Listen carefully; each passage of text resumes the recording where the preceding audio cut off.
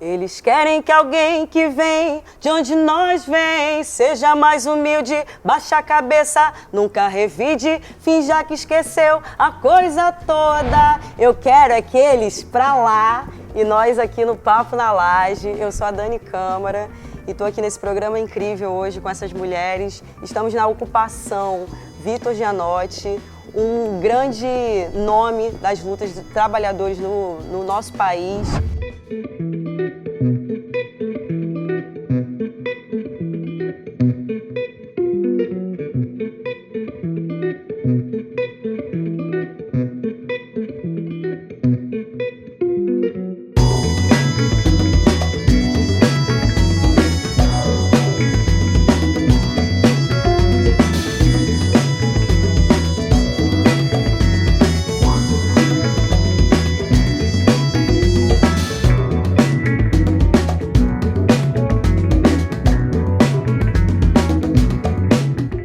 É um prazer, pessoal, fazer parte, desse momento que é um momento de registro, de memória. Me chamo Jéssica, tenho 23 anos, sou moradora de Manguinhos, desde sempre. Sou estudante de pedagogia pela Unirio e faço parte, na verdade, idealizadora do projeto Quilombo Moderno, que é um projeto que visa expandir a literatura de mulheres negras, como Beatriz Nascimento, Lélia Gonzalez. E é isso, estou aqui para falar um pouco e confesso que estou um pouquinho nervosa. É isso, tudo nosso. A gente começa assim com o coração quente, mas daqui a pouco a gente vai ficando, o ventinho vai batendo, a conversa vai entrando, a gente vai se conhecendo também com mais propriedade. Estamos aqui para a gente falar nesse lugar que eu sei que vocês têm também muita propriedade para falar sobre os assuntos que vamos entrar aqui, para falar sobre as vivências de vocês. Eu quero também te ouvir, Bianca. Oi, gente. Que prazer estar aqui com duas gatíssimas, podendo trocar um pouquinho sobre a nossa vivência. Bom, eu sou Bianca Peçanha, tenho 22 anos, sou estudante de Geografia, quase geógrafa, na UFRJ, pesquiso um pouco sobre direito à cidade, questões raciais e território. Sou do Jacaré. Estou aqui, não sou cria, mas sou cria de favela, venho de Madureira e conheço o Jacarezinho a partir da educação e hoje construo o Nica Jacarezinho, que é um projeto de educação que pauta principalmente a juventude negra dentro da universidade através dos pré-vestibulares populares. E estou aqui para a gente fazer essa troca, muito feliz com essa equipe preta, essa entrevistadora preta, muito bom estar aqui com vocês. Você veio com esse projeto maravilhoso, estou com esse livro aqui, que é um projeto de mulheres. Eu queria ouvir mais sobre esse projeto, acho que a gente precisa também conhecer, toda essa galera que assiste a gente, que acompanha esse projeto aqui, precisa conhecer também esse livro e o que vocês vêm pensando e produzindo nesse território. Sim, a cartografia ela surgiu como uma iniciativa de um espaço de construção para desabafar, as diversas situações que nós mulheres, principalmente mulheres periféricas, negras, passamos dentro desses contextos, desses territórios que são violentados. Eu queria até grifar essa frase, essa palavra, que são violentados, porque a mídia tem essa mania de colocar a favela como um território violento. E quando a gente faz essa contrapartida, quando a gente diz que são violentados, a gente está partindo de um pressuposto, que a violência não parte da gente, sim de quem está de fora. E nesse espaço, que foi uma construção coletiva, com diversas mulheres, Gisele, Rachel, Juliana, Anne, tem diversas mulheres que eu não vou lembrar o nome de todo mundo, mas isso foi elaborado em 2016, então assim, a gente estava atravessando, como eu gosto sempre de falar, eu sou cria de ocupação de escolas e aí esse coletivo, essas mulheres, nós se conhecemos na ocupação do Colégio Estadual Compositor Luiz Carlos da Vila e durante a ocupação a gente percebeu diversas inquietações sobre como o machismo afeta as nossas realidades, que é muito complicado você levar as pautas de um feminismo branco, liberal, para dentro de um contexto onde nós estamos falando de corpos e corpos pretos, né? Então, quando a gente começa a construir essa cartografia, é muito pautado pelo feminismo de mulheres pretas, né? Eu sou de Madureira, agora moro no Jacaré, mas sou de Madureira, vivi, né, esse território preto, esse território de música, de samba, e sou convidada para ir ao Jacarezinho para dar aula, ainda com 17 anos, tinha acabado de entrar na faculdade de Geografia, e aí eu fui convidada para dar aula numa praça, e era muito interessante porque a gente dava num prédio na praça, que ficava na laje, e era dia de sábado, pré-vestibular, no mesmo dia que tinha baile. Então era uma disputa, assim, né? Um pouquinho, a gente ouvia um pouquinho do funk lá embaixo, ali em cima falava um pouquinho de geografia. E foi uma construção muito bacana. A partir disso a gente foi conhecendo, né? Eu fui conhecendo outras pessoas do território. A gente se juntou e Joel, que é o idealizador do Nica, me convidou para construir o Nica juntos e trazer essa galera do pré-vestibular.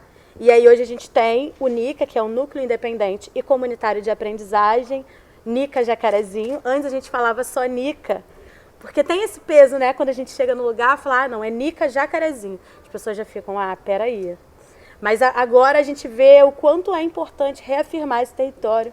Então o Nica Jacarezinho, ele surge do interesse de uma juventude oriunda de pré-vestibular, que queria construir coisas, que queria fazer coisas e construir para os nossos a partir de nós. Então, eu chego no Jacarezinho com essa empolgação, com esse poder de mobilização, de construção política. Eu falo muito que o Jacarezinho ele me forja nesse sentido de entender o papel da educação enquanto um movimento político, né? A educação é política, as ocupações foram movimentos políticos e os pré-vestibulares sociais hoje são movimentos políticos importantíssimos de reafirmação, principalmente da intelectualidade negra, né? A gente fala muito que quando a gente coloca um jovem do Jacarezinho, e aí eu quero falar em especial dos nossos aprovados, Diego, Matheus, Jean, Ailana, que estão na universidade representando a gente. Quando a gente coloca essa galera ali dentro, a gente está produzindo novas epistemologias, novos olhares. E tá levando toda a comunidade junto, né? E toda a comunidade junto, né? Quando a gente aprova um, a gente tem 100 que servem de inspiração e que estão ali junto com a gente. Então, esse contraponto, né, do que foi o Jacarezinho para mim em 2018, quando eu entrei, e o que é o Jacarezinho hoje, é uma mudança muito triste, muito cruel do cenário do que eu via antes, né? Aquela favela pulsante que eu via lá no início, no polo, que ainda era do Cafro, lá de cima da janela, se movimentando para ir para o baile, toda feliz, os salões de beleza, os barbeiros, tudo pulsando, a galera sendo feliz e vivendo aquele território, e ao mesmo tempo uma galera querendo estudar, porque queria entrar no pré-vestibular.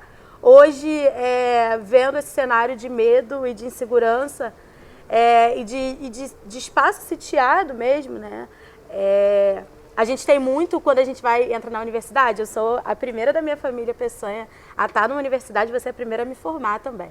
Movimento importante. Mas quando a gente chega na faculdade, a galera é muito presa, né, no discurso de ditadura. E aí fala muito da ditadura como o episódio mais cruel e brutal que o nosso país já viveu.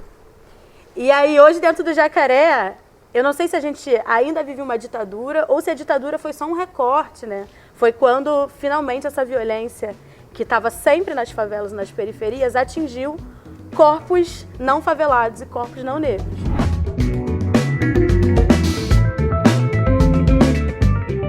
Jacarezinho é hoje o segundo bairro do estado do Rio de Janeiro que tem o maior índice de tuberculose. Então, quando a gente fala sobre esse dado, né, o segundo maior índice numa favela que é completamente insalubre, e aí o segundo depois de Bangu, que está ali abrigando o complexo prisional. Então, assim, a gente está falando de uma favela que tem dados, né, de saúde pública similares ao de um complexo prisional. Eu acho que isso é uma informação que choca a gente, mas que é uma realidade presente, né? O Jacarezinho sempre viveu uma situação de fome, de insegurança, de falta de moradia, de falta de serviços básicos. E quando o Estado entra, né, entra quase sempre numa perspectiva da segurança pública. Né, da segurança pública de quem ou da insegurança. A famosa luta contra o tráfico, que a gente sabe que não é, né? É isso, a luta contra as drogas, né, a luta contra o tráfico, que só mais coloca, marginaliza e vulnerabiliza essa população negra, né? Antes a gente tinha um movimento do 474 famoso, Jacaré Zona Sul, que quando chegava ali no túnel Santa Bárbara, acabou o túnel, todo mundo descia, era revistado. Todo mundo não, obviamente, jovens negros, né? E aí, esses são pequenos processos, né, que são tornados tão naturais no cotidiano que as pessoas acabam se condicionando a isso e não andando mais a cidade. Recentemente, um amigo levou algumas crianças, né, para a praia, e aí tinham crianças de 9 anos que jamais tinham ido à praia. Isso no Rio de Janeiro, uma cidade litorânea, 9, 10 anos sem nunca ir à praia. E isso é fruto de um processo de exclusão da favela. Isso é fruto dessas políticas, pequenas políticas, né, que fazem com que essa população favelada ache que o nosso lugar é somente dentro da favela. E óbvio que, né, tem aquela, né, eu só quero ser feliz, andar tranquilamente na favela, mas eu não quero só andar na favela. Quero andar em todo o território, em toda a cidade. Direito à cidade, né? Eu quero ter Exatamente. direito de andar na cidade. Né? Eu quero poder andar sem ser um alvo de parada. E aí, dentro da pandemia, obviamente, quando a gente fala sobre lockdown, sobre ficar em casa, uma favela, num contexto de favela, onde a rua é a residência das pessoas, sentar na porta de casa no final de tarde para conversar, tomar um ar, é o seu momento de lazer, é o seu momento de curtir o seu lar. A gente já tem a primeira diferenciação ali. Quando a gente vê a maior parte de trabalhadores que são ou trabalhadores informais ou subempregados, né? E aí, falando isso com todo respeito, mas que são pedreiros, que são porteiros, que são diaristas, que são padeiros, que continuam trabalhando, a gente está falando de uma favela que nunca teve direito a fazer, né, seguir as medidas sanitárias e se proteger contra a Covid.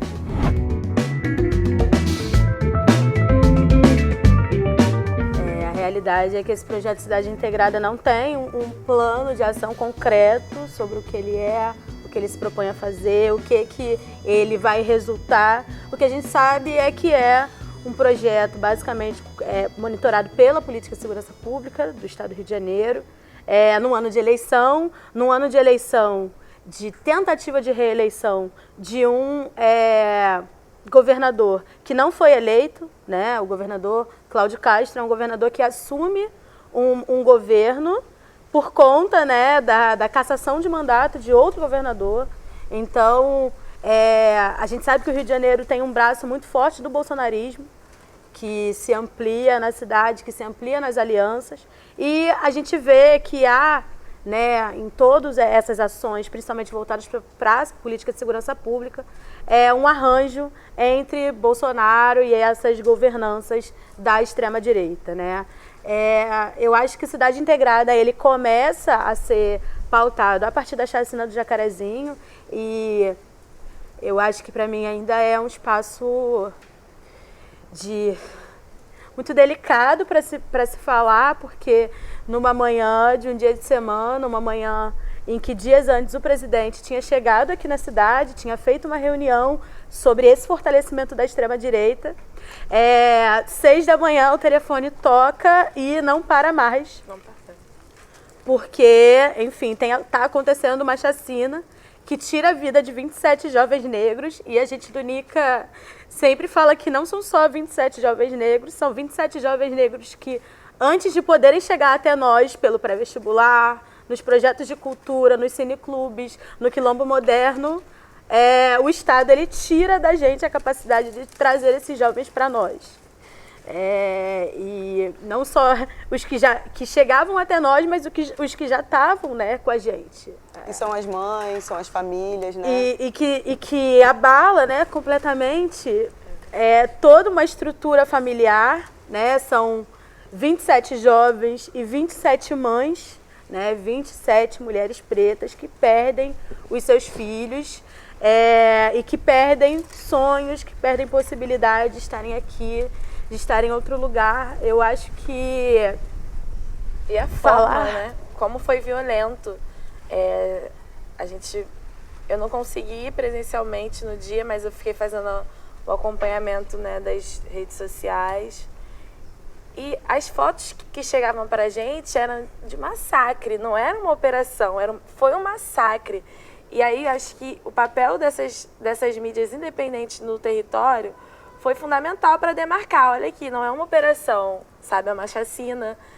Eu fui uma das primeiras pessoas a subirem os textos, né, a falar sobre a dar nome ao que estava acontecendo. E foi muito importante essa ação, porque além de acompanhar o presencial e garantir que mais corpos não vão ser mortos, a gente precisa estar nas redes. Então, existe toda uma articulação, né? E aí é fundamental a gente, nesse espaço aqui, relembrar o que foi esse movimento de resistência e o que é ser militante favelado, porque não é apenas um flow, não é um hype, não é tirar uma foto e dizer que moro na favela, estou aqui na favela. É você lidar com questões muito, muito íntimas, né? Porque muito profundas. E é você entender o quanto o seu papel ali, desde subir um texto numa rede social, ao estar acompanhando, como foi o caso, né, dos mandatos, da Defensoria Pública, né, a ouvidoria esteve presente, todo esse engajamento foi fundamental para que mais mortes não acontecessem, porque a intenção ali era, sim, um massacre e talvez até ultrapassar o número de mortos que estavam ali postos. A gente viu crescer, antes eram 5 pessoas mortas, quando a gente foi ver, final da noite, eram 30. Não, e é exatamente isso, eu acho que é reafirmar qual é o local dos defensores de direitos humanos e dos ativistas negros e favelados. Porque quando ativistas, defensores, quando a gente chegou no Jacarezinho, a operação ainda estava rolando.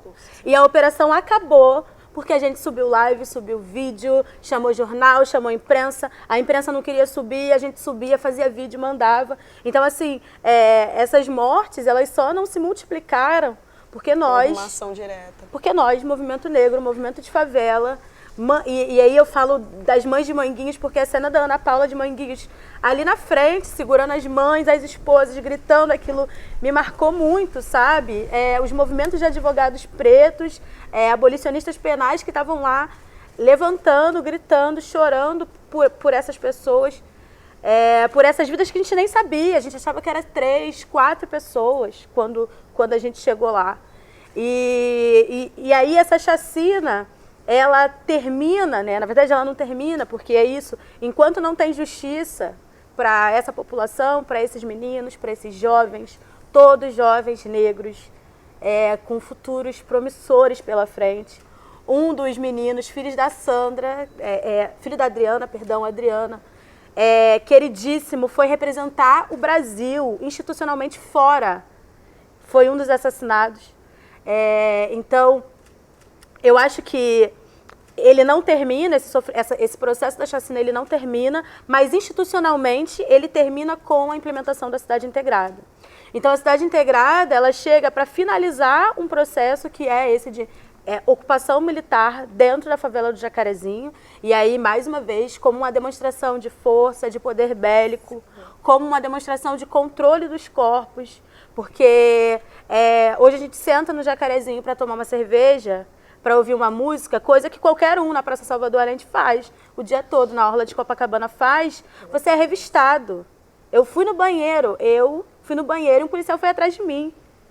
Isso porque eu estava tomando uma cerveja. E aí a gente tem que se justificar. Pô, mas aí o que você fez? Você olhou? Como é que foi isso? E esse clima de terror, de controle, que tem acontecido dentro da favela, e aí, mais uma vez, é isso, é uma ditadura que está reverberando ali, que está acontecendo de novo.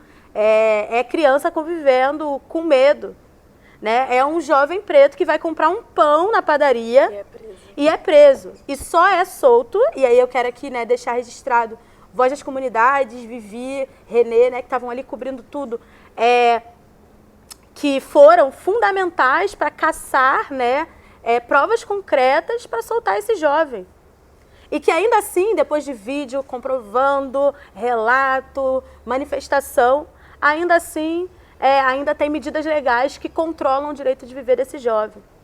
E aí é isso, é revolta e raiva. Hoje eu falo, para além dos estereótipos da mulher preta raivosa, eu sou uma mulher preta raivosa. Eu tenho muita raiva dessa violência que acontece hoje dentro do território, de territórios pretos. Eu sempre gostei muito da narrativa de favela enquanto quilombo. Eu acho que a gente tem uma forma de viver, né, que se você precisa trabalhar, você chama a sua vizinha, ela vai olhar o seu filho. Se seu gás acabou, o seu vizinho vai deixar você cozinhar no dele, vai esquentar uma água para você.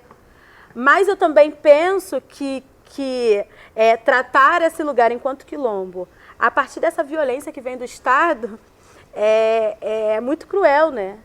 É um local de afeto, de acolhimento, mas também é um lugar de violência.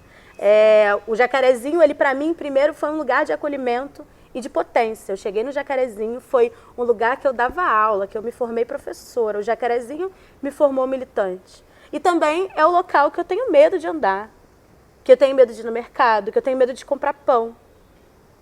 Que eu jamais, hoje, teria filhos e deixaria ali. Eu nunca criaria filhos no Jacarezinho. E isso é muito cruel, o quanto isso marca o nosso cotidiano, quanto as memórias daquele espaço hoje são memórias de dor e de sofrimento.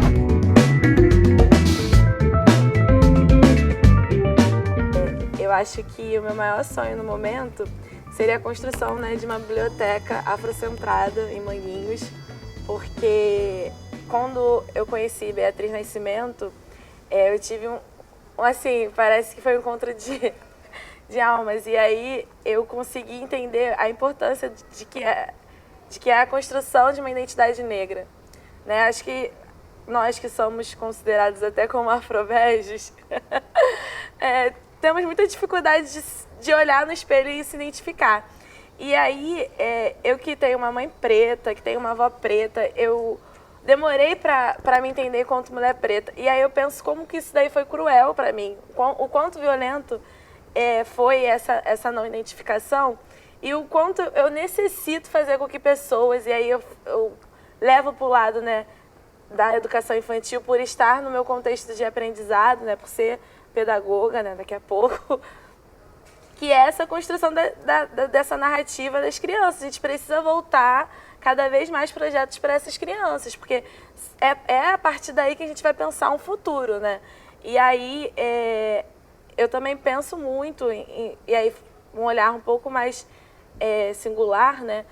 Que é essa construção dessa epistemologia, dessa pesquisa, né? Eu pretendo entrar no mestrado, eu pretendo falar sobre Manguinhos, porque até então, quando eu colocava no Google acadêmico, né? Ai, Manguinhos, eu só encontrava pesquisadores, escritores e autores brancos, homens brancos, né? Muitas das vezes ligados à Fiocruz. Então, eu quero muito ocupar esse espaço, que é um espaço de pesquisa, de intelectualidade, que é negado pra gente, né? Quando eu falo com a minha mãe sobre os assuntos que hoje em dia eu domino, ela fica, cara, você é muito inteligente.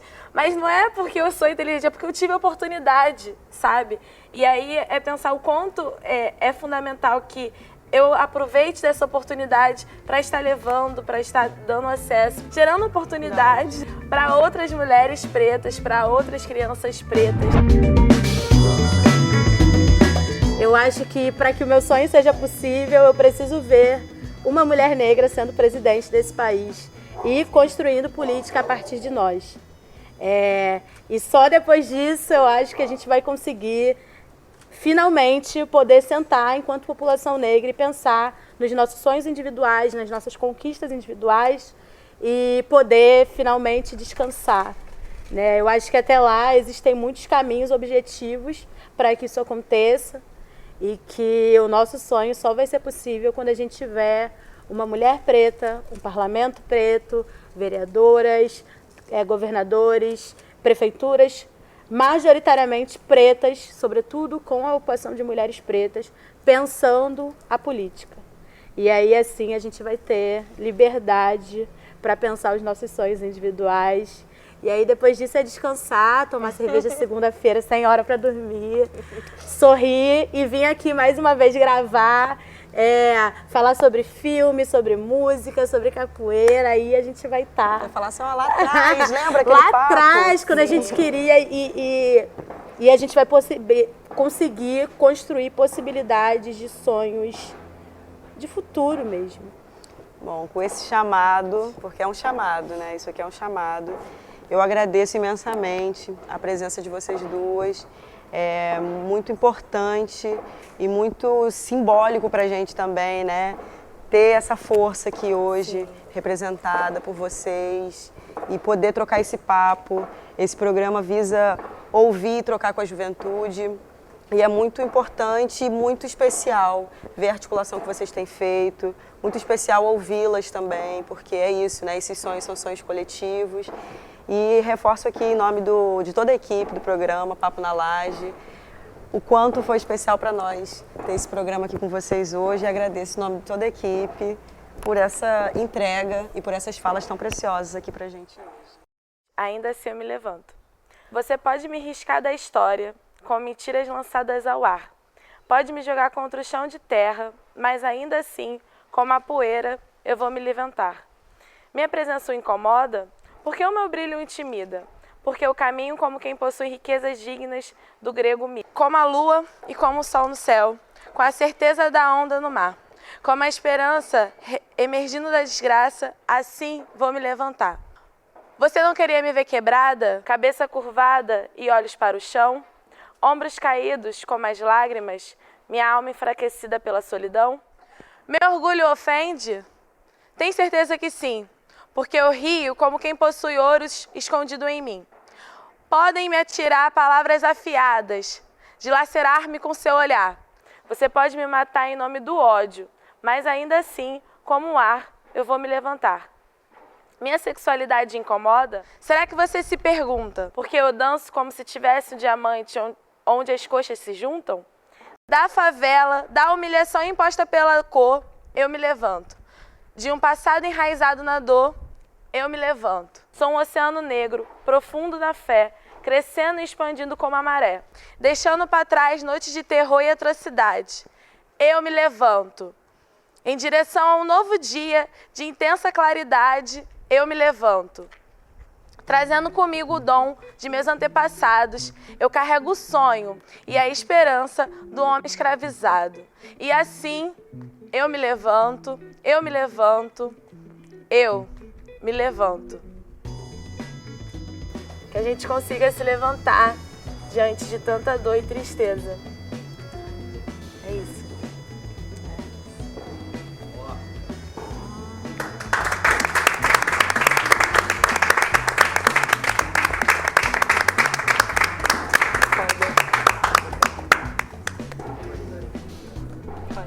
Bom, gente, eu fico aqui manteiga derretida. Se a gente tivesse planejado, não ia ficar tão legal.